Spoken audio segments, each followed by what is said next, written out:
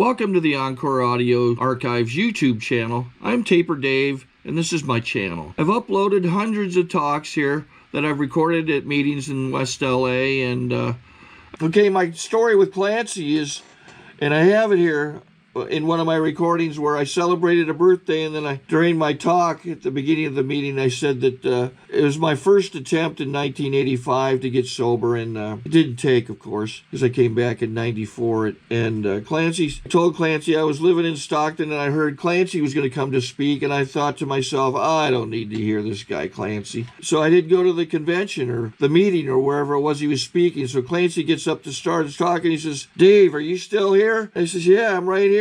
He says, we held that meeting up for 15 minutes waiting for you. So there's my Clancy story. Take care and have a good day if you want to. I know I will. Talking while they were at the podium. Please join me in welcoming our speaker, Clancy I.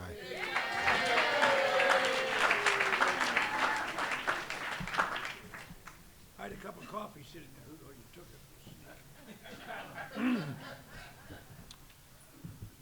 it. Sit over here.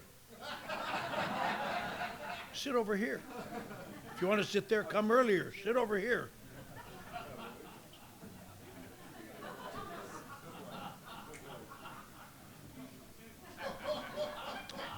My name is Clancy Imislund. I'm an alcoholic. I'm very glad to be here today, safe and sane and sober, as I like to say, because I didn't used to be, and it's conceivable I may not be again sometime, but I'm doing all right today. I want to congratulate Mario on his reading. When he said he was going to read it in Italian, my heart just went whop whop.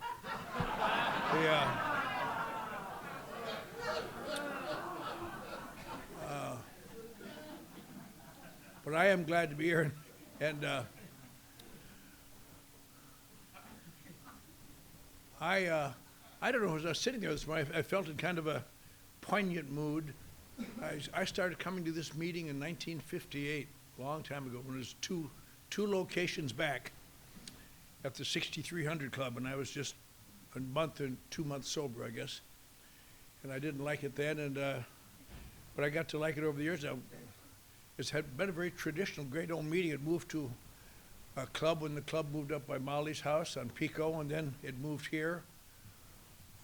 And they had the same secretary for 23 years. It really was a traditional, wonderful place, and she died. Everybody just milled around aimlessly for a long time. But then they decided to have the election, and they've done very well since then. This is a good group. I enjoy being here. But I feel in kind of a strange mood today, kind of a historical mood. I guess it's the end of the year, so we can talk about anything I want to wipe out at the first. But today, I was listening during the readings, and I want to give you some historical background that'll help you. In the mid-1960s, there was a guy in the San Fernando Valley named Bill Davidson. And he was kind of a perverse old fool, and he was strong-willed. And when they would read the traditions, he would whisper along with them, principles before personalities. They say, oh, shut up, Bill. Not going to shut up. Needs to be said. This went on for a little while. And then three young guys, apparently, one of my sponsors, is how I knew about it, start mocking Bill. They'd say, principles before personality. Is that right, Bill? Shut up. Not going to shut up. We need And this went on for a little while. And then they got a speaker from Sylvan Cedros who came in there one day and heard this and thought it was a new spiritual breakthrough, took it back to the Sylvan Cedros group, and they started saying principles before personality. She said, why are you saying that? I don't know.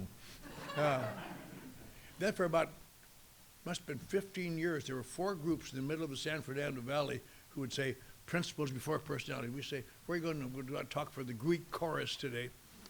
And little by little, it was fine, it was kind of humorous. Then somehow it got out of the cork got out of the bottle, and you begin hearing it, the bacilli was spreading around here and there. You'd hear it in Ocean Park, and you heard it in Pasadena sometimes, and little by little. And after a while, some of the places now, they join in at the end of chapter 5. They join in at the end of the traditions. They join in. They'd probably join at the end of the promises if they knew what they were. But anyway, I have no objection to it. A lot of people take exception to it. But if you're new, you don't have to join in and chant, because it has nothing to do with AA. All it does is disturb some people. And it's, the only thing you're doing is mocking Bill Davidson. And he's been dead since 1971. So that's the end of that history lesson. And here's another little history lesson for you. In 1939, a woman in New York came here so excited because her brother, a bad drunk in Los Angeles, had gotten sober in New York from these guys in this new thing called Alcoholics Anonymous. And she brought the manuscript of the book out with her. It hadn't been printed yet. She had the manuscript. And she wanted to spare it, and so she advertised in the paper, "Wives, do you have husbands that are drunkards? There's now an answer." Advertised in the Times, and call this number. And some of them called, and she said, "I'm setting up a meeting down on the Hotel Cecil and on Skid Row, on the edge of Skid Row, on Sunday morning. Come down at 11 o'clock. So that morning, about 12 or 13 guys came in, you know, not very happy. And she said, "Wonderful, I'm going to show you something." And she took them up in the mezzanine. She said, "I've rented this little room, and I want you folks now to get together and discuss how you can stay sober." So they went in there, and they said, "Well, aren't you going to come in?" She said, "I can't come in. I'm not an alcoholic." "Well, what are we supposed to talk about?" She said, here's the manuscript of the book. You can look at that." There was one guy there with a shirt and tie on, an old guy named Marty Joseph, so I got to know 30 years later. He said, "Well," they said, "why don't you read something out of that book and then we'll talk about it." So we went down the table of contents and found how it works. So that should be something. So he read for about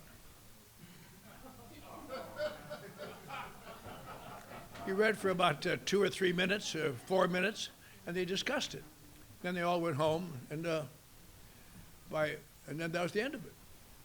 And the meeting fell apart. It didn't do very well, and pretty soon they tried to start again a little bit later, and they at somebody's house, and they had a few people there. They said, "We don't even know how to start the meeting." "Well, why don't you read that part that Morty read that time? That's kind of good."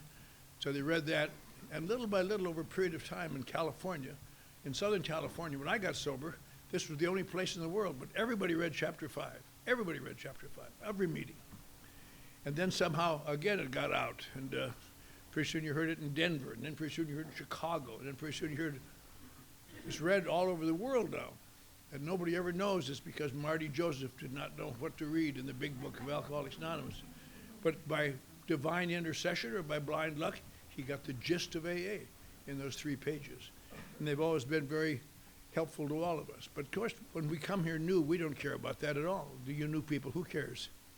I came here as a member. I was sent to AA, in a sense, in 1949. And I wasn't sent there by a judge. I was a senior at the university, and I was getting in some trouble.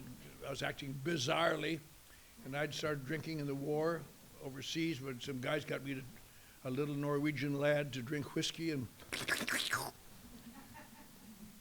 I'll tell you something, I always liked drinking.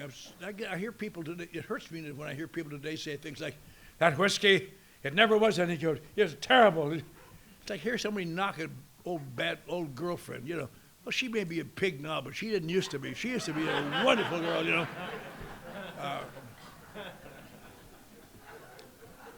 Because alcohol, I think say, alcohol is the best friend I ever had.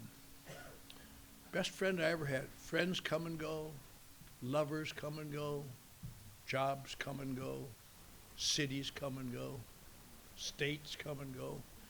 But when a few drinks is just replenishing everything spiritual inside of you, just, oh God, it's so good. You just,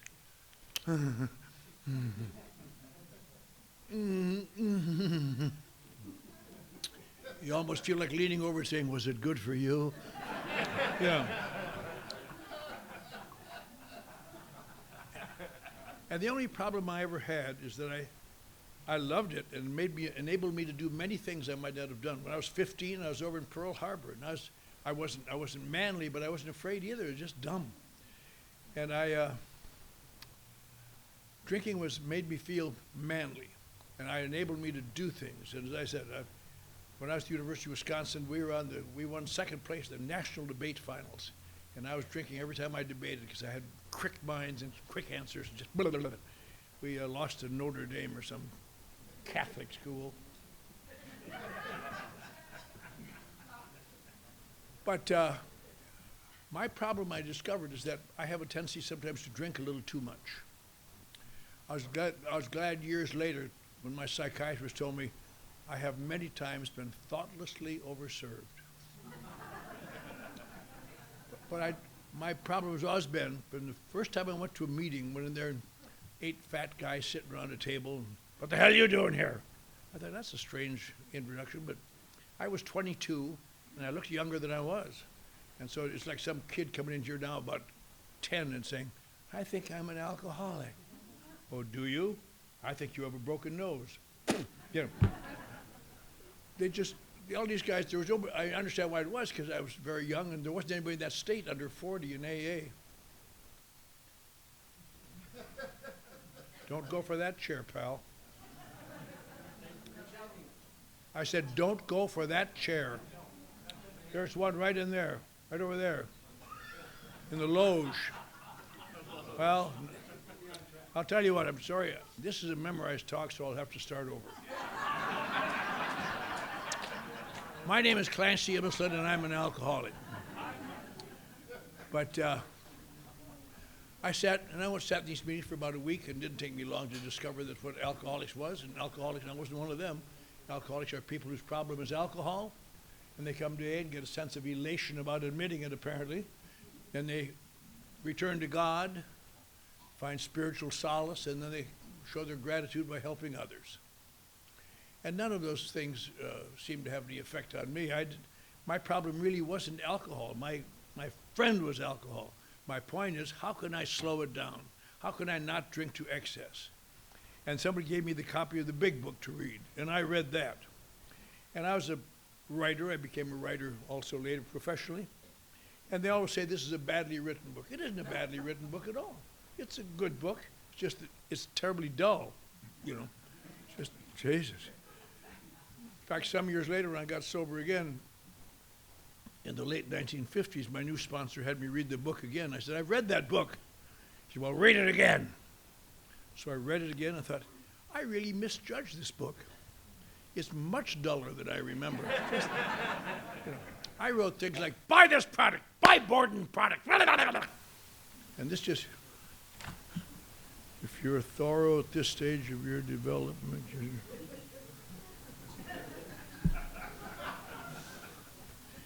but you plow through it. But what I didn't know is that in that book, and I guess I skimmed through it, in chapter 3, they described my life, and the life, it turns out, of most people like us who come to these meetings, but I didn't know at the time. And they talk about what we have in common. If you're new, you look around the room, there's a lot of things we have in common, different sizes and shapes and colors and stories and accents and different things. But one thing we have in common they talk about, somewhere along the line in our lives, without even being aware of it mostly, we have voluntarily or involuntarily accepted the obsession that somehow, someday, we will control and enjoy our drinking. It says the persistence of this illusion is astonishing. Many of us pursue it into the gates of insanity and death, and I've watched a lot of people do that. And why would that be? Why would you keep pursuing it? Anything that's making trouble out of you. I remember saying to my sponsor in 1958, the man who finally saved my bacon, I could talk to him. I said, why the hell do these alcoholics, I'm not really an alcoholic, why do these alcoholics drink so much if they know it's bad for them? He said, kid, you say you've been around AA, you don't seem to know much at all. Alcoholics don't drink alcohol because it's bad for them. He said, you know what alcoholics are? They're people who get an unnatural reaction to alcohol. I said, yes, I know that, Bob. It said, I didn't have any front teeth and I didn't talk as well. I said, it sets up the phenomenon of craving. Then they drink, and they go crazy. So I said, that's podium talk. He said, I'll tell you why alcoholics drink. And he had a Coke in his hand. He said, if this were Johnny Walker, the effect of that drink would be almost instantly alter my perception of reality. To make it softer, just a little warmer, a little more pleasant.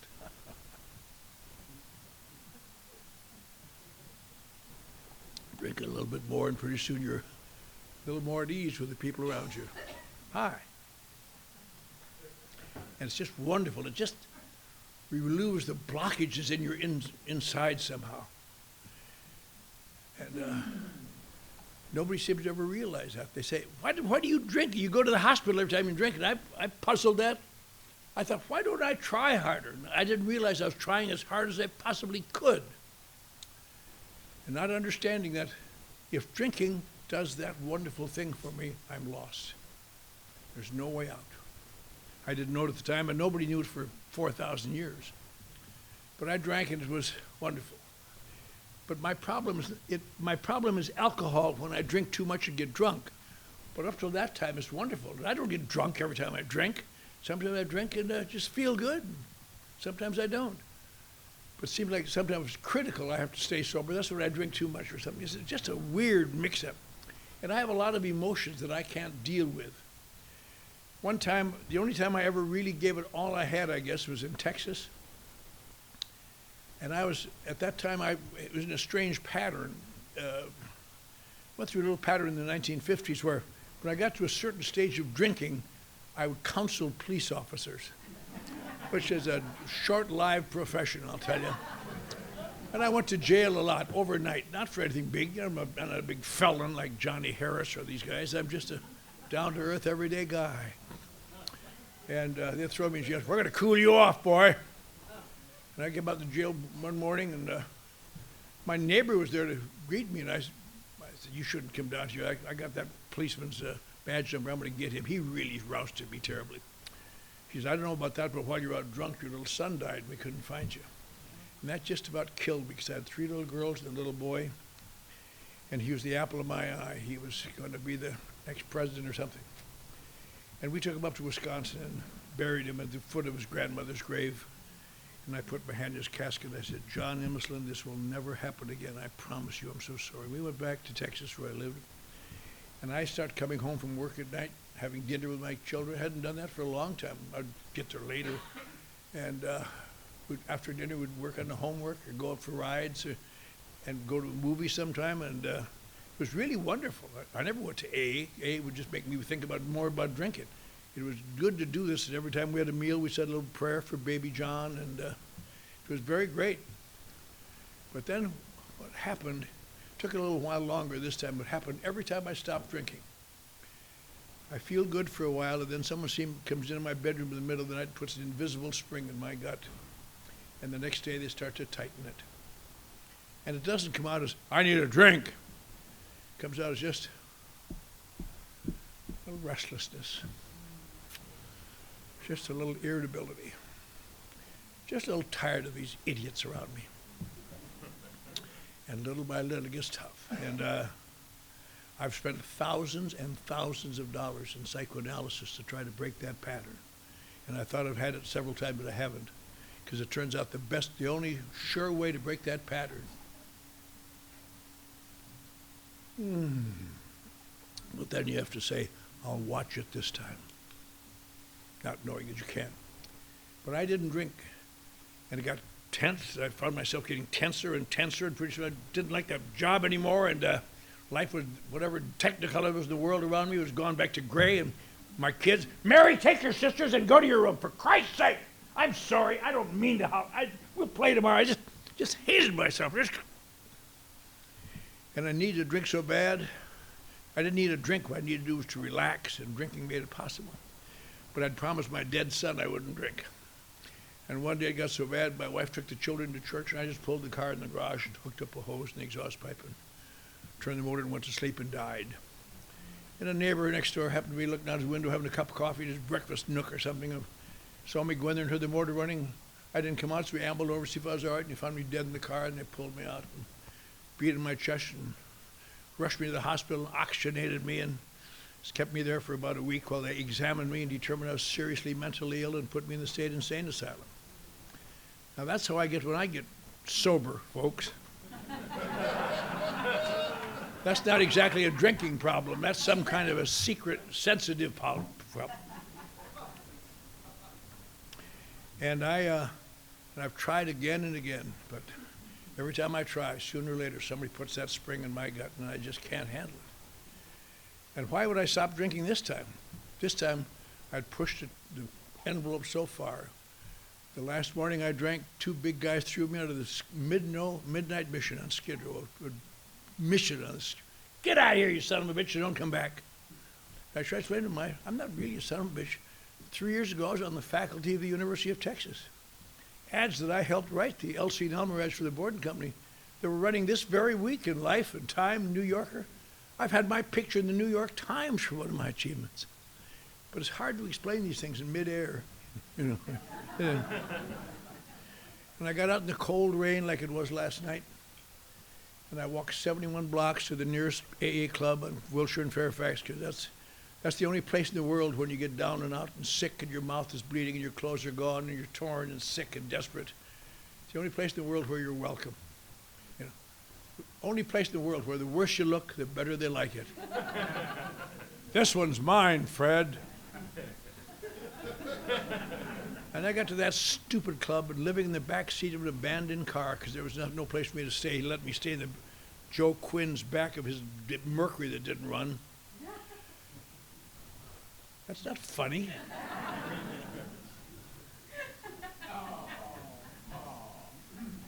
And hanging around that club and getting my daily dose of humiliation. Hearing people say, now listen, I'm telling you, you stay away from that son of a bitch. You go down right with him, see? Everybody was told to stay away from me, which made me feel less than. And I had no idea that I'd stay sober at that time because I had no reason to stay sober, none whatsoever, none. Except to just face more agony. And I fell into the hands of a man who was able to get inside my head. And I don't know whether it was my desperation or his wisdom, but he began to show me things about life and AA and myself. And one of the most important things I learned in my first year of sobriety was that everything I believed about AA was wrong. Almost right, sounds right. I discovered that people with alcohol problems are not alcoholics of our type. And you don't get an elation by admitting you're an alcoholic. Usually it's a feeling of humiliation. And you don't return to God. And you don't show your gratitude by helping others. All of these things are almost right, but not quite. I remember when I discovered that people with problems with alcohol were not alcoholics of our type. He used to pick me up sometimes and take me to meetings. He took me to the Brentwood meeting.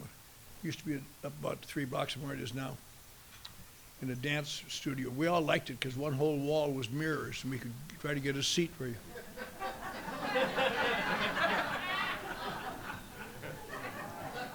Newcomer, get out of the way, for Christ's sake. But he spoke, and there was a beginning speaker, a 5-minute or 10-minute speaker, who got up and said, I want to thank you all. I've just come here tonight. I haven't been here for many months, but I came here my first month, and I learned about my drinking problem, and I've stopped drinking, and now I'm doing very well. My business is flourishing. My children and I are getting along well, and I guess I don't need your program, but it really has been wonderful. Thank you very much. And after the meeting, old Bob pounced on him and really gave him a sharp talking to. And I couldn't imagine why. On the way back to the hotel, or the little club, I said, why do you jump on that kid? He said, because he's got an alcohol problem. I said, Bob, I hate to break this to you, but that's what AA is about. People with alcohol problems. No, it isn't. People with alcohol should be in AA. I said, really? What do you think they should do, Bob?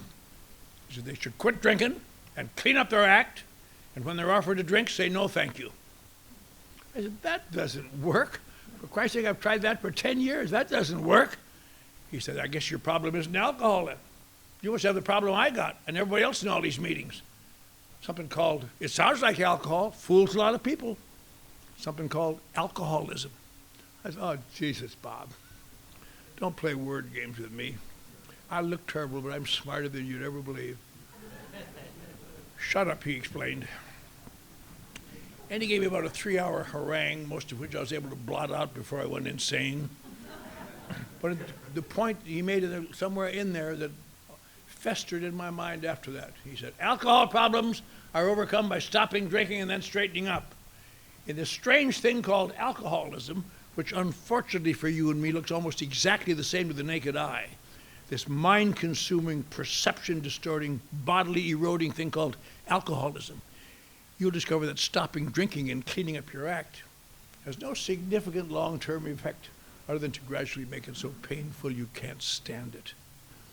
I said, Jesus, Bob, I never heard anybody say that before. He said, well, that's what it is. I said, then why do they drink alcohol? And he pointed out to me, because it does something special for you. He says, if it doesn't do something special for you, you'll never have any trouble. Because when you get tired of drinking, you stop drinking.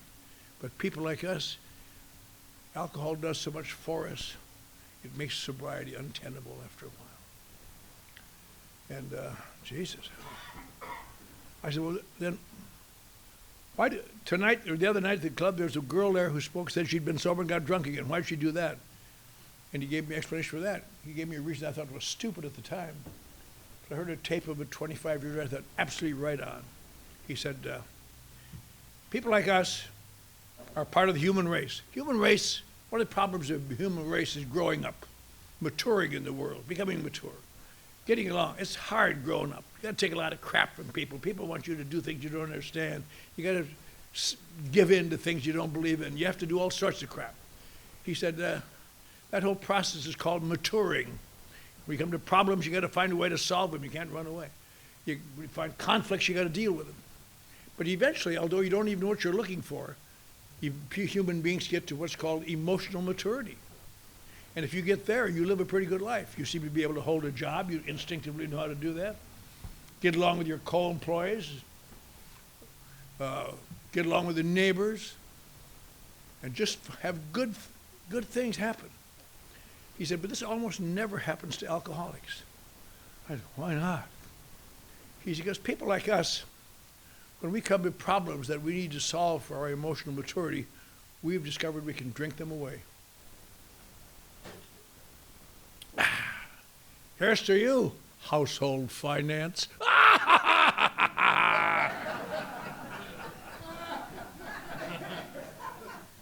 Here's to you, bitch, I never liked you anyway.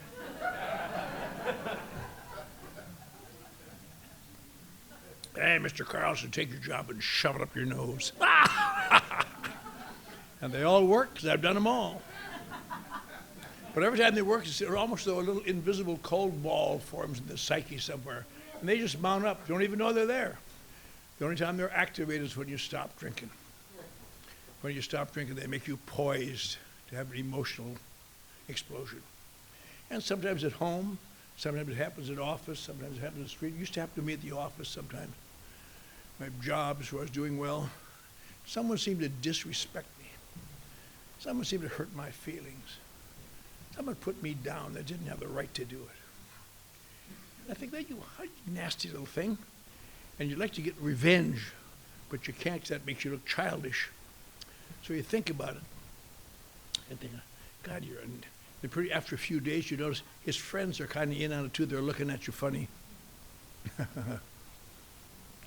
And little by little, you get to brood about it, right? Wake up at night and think about it in the middle of the night. You actually can get to a point where you literally must, scientists say that people like us sometimes get to a point where we must drink to preserve our sanity. If that isn't an irony in itself. And drink, and eventually I get drunk and I lose my job. I said, gee, Clancy, what happened? I said, your big job, making big money. Oh, they're a bunch of phonies. I didn't like him. He said, that's a result of emotional immaturity. As he pointed out to me, alcoholics and Alcoholics Anonymous, they come, although they don't know it, they come here with a great goal. You may never become emotionally mature, but we may teach you how to act in public. Oh, good, I need it. And that was in December of, just about the same time of the year, December of 1958, about a week before Christmas. And I've been thinking, maybe I am, what if I'm an alcoholic? What if I'm not really insane? What if I'm just not prey to this insanity? Maybe there's a name for the pattern. And I tried it on. It didn't fit well, but I know it helped me a week later. Because on Christmas Eve, they had a meeting at the club, and some guy said, you're not doing very well, kid. Here. He gave me $10. I said, thanks. And then everybody went and left. Merry Christmas! Merry Christmas! Ha, ha, ha, ha, ha! I thought, this is the first Christmas I've been alone in the back seat of an abandoned car. My children, who I would give my life to be with, are gone far away. I have nothing to give them. I'm just terrible. I thought, where can I get away from Christmas? And I had a great brainstorm. my first maturity. I walked 6 blocks and went to Cantor's Jewish Delicatessen. Sat there all night, spent my $10, never heard one Merry Christmas all night long. Several Happy Hanukkahs, whatever the hell that was. But I little bit, I came to understand, if alcohol is my problem, stopping drinking would solve it. But in alcoholism, stopping drinking takes away the sedation for the insanity of your sobriety. And that's why stopping drinking, as he pointed out to me, is not the answer today. It's just the doorway over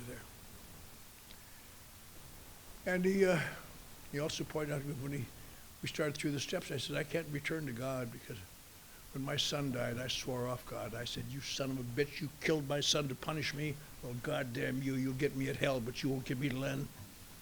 And I have nothing. When I go to meetings, they talk about God, I get up and leave. And he said, well, nothing today. He says you got to return to God. I said, oh, to a power greater than myself, Bob? Does that fool the other children? Doesn't fool me. I know what they're talking about. It doesn't say that either, kid. Look at the wall. It says you come to believe in something. We never ask you to return to any old sick belief you got. You got to examine them all, because some of them may be killing you. You got to come to believe in something. Can't you believe in a loving AA, a loving God? I said, no, I can't. He said, can't you believe in AA? I said, well, I like it better than I used to, but not much. He says, you think I'm doing better than you are? I said, of course you are, Bob. He said, congratulations, I'm your new higher power. And I could accept that because I believed he was trying to help me. And I discovered that returning me to sanity is not returning me to some abstract belief. It turns out that psychosis is the brain's defense against an unbearable reality. And alcoholics almost never become psychotic. Isn't that strange? You think we're the number one people, but we aren't. Some awful goofy people here, but they're not truly psychotic. Because it turns out, as it was explained to me later, when I become sufficiently pained, when any alcoholic becomes sufficiently in agony, they drink alcohol. And the purpose of alcohol is to alter my perception of reality. The purpose of psychosis is to alter my perception of reality. You and I seem to have the power to introduce temporary psychosis. And tomorrow morning it may be back to reality, but at least I got away tonight for a while. I had the fullness tonight.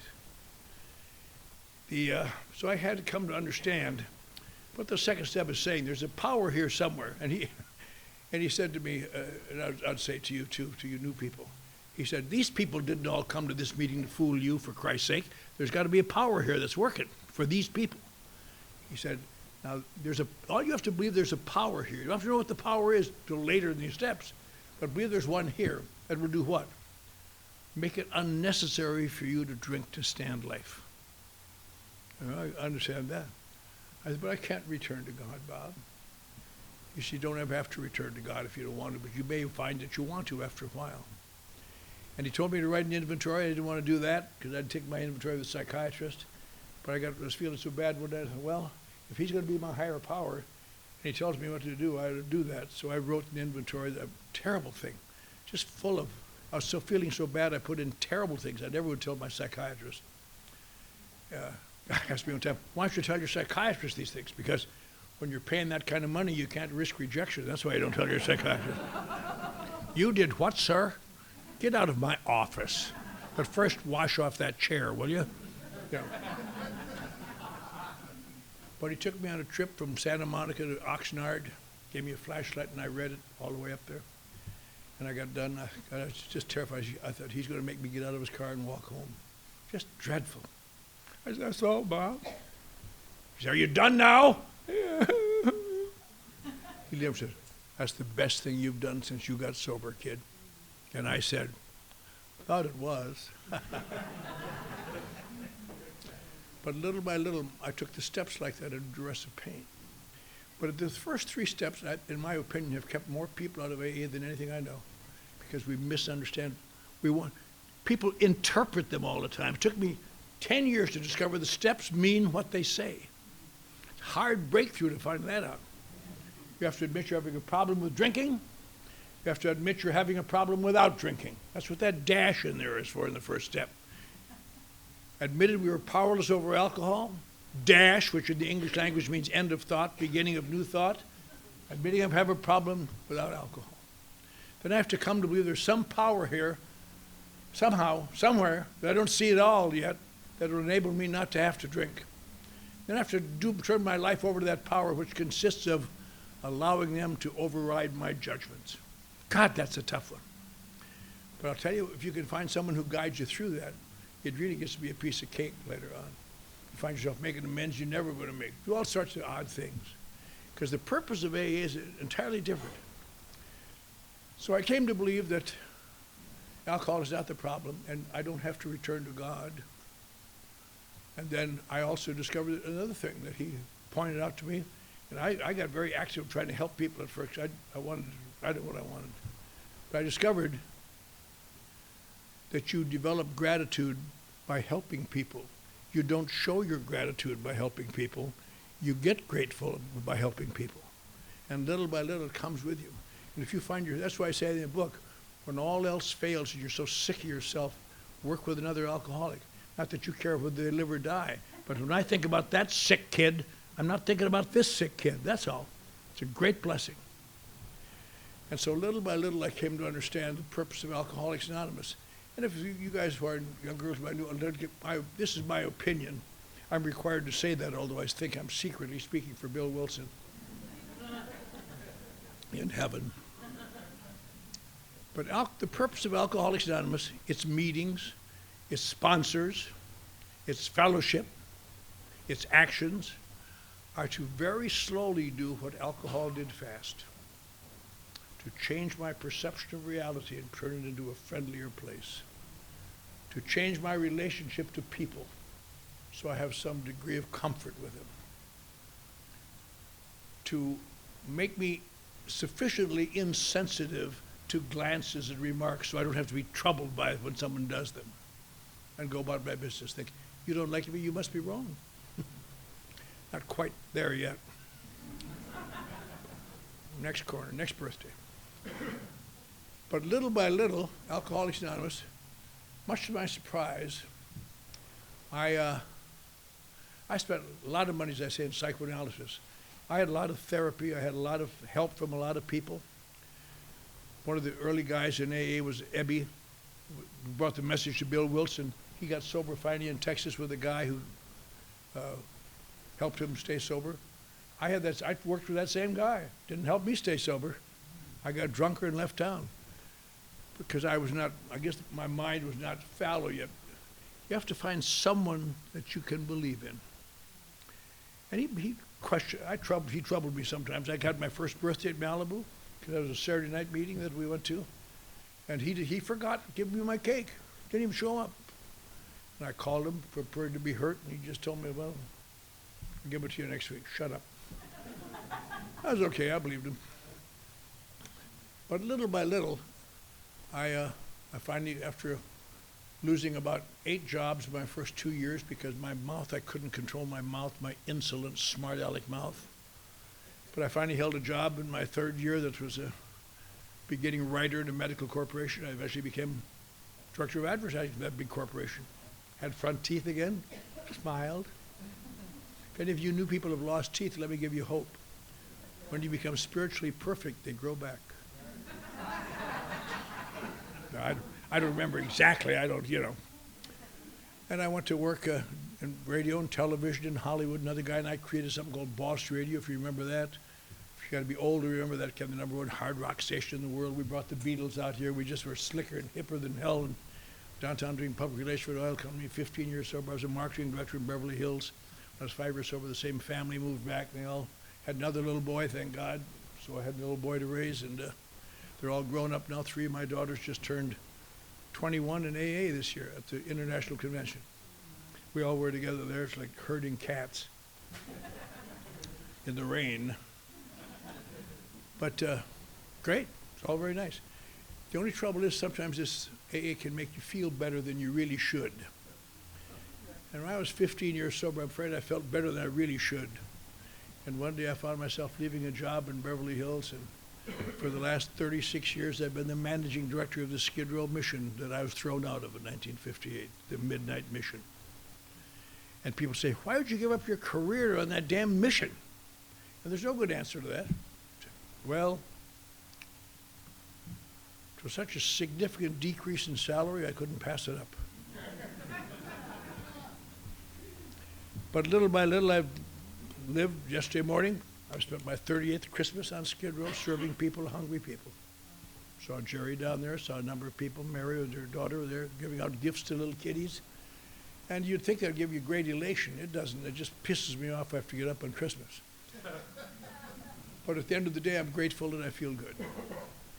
I had a good day and I had a good evening, and I had dinner with my kids late yesterday afternoon, my grandchildren, my great-grandchildren, and I sat there and tried to pontificate. Well, in the old days. But what I want to say to the new people is this: you can't really judge what's going to happen to you. Your best predictions are worthless around here.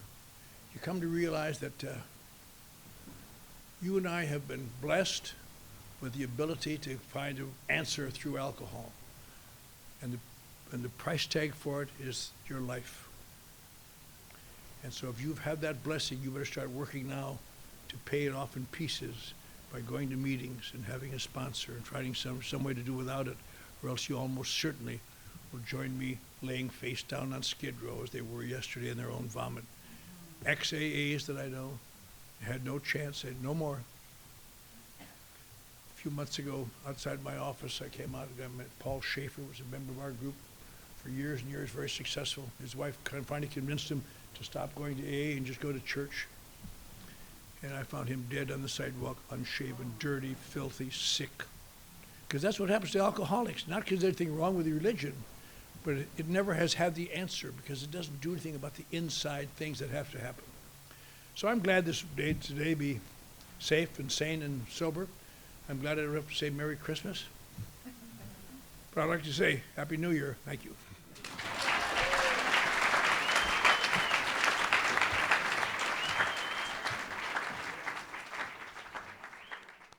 I think we got a great talk going on here. Thanks for watching the channel. Taper Dave here.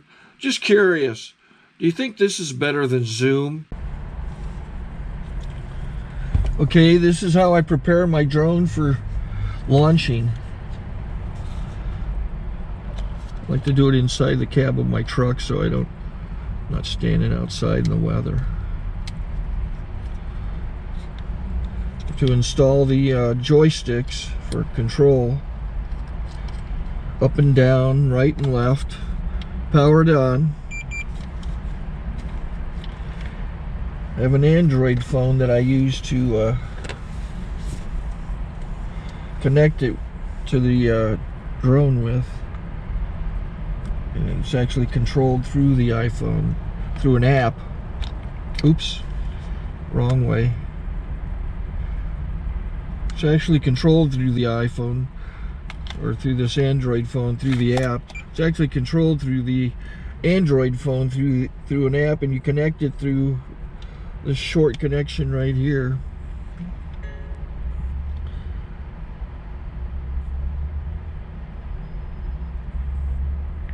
Remote control connected.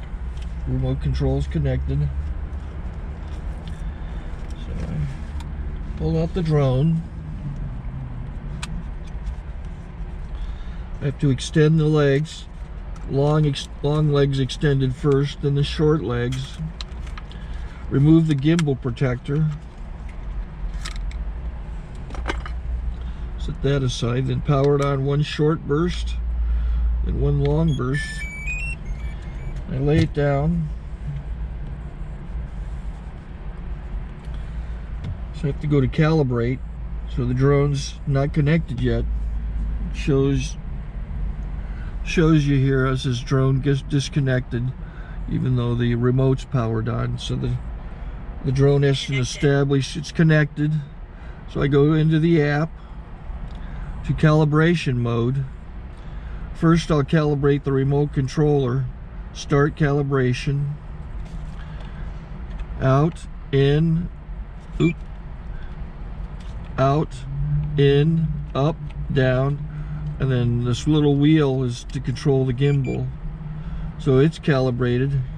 Go to gimbal calibration, start calibration, and then it calibrates the gimbal. I don't know if that shows up. The gimbal's moving all over the place. Changes, you can see it on the video. And I'm calibrated to take off.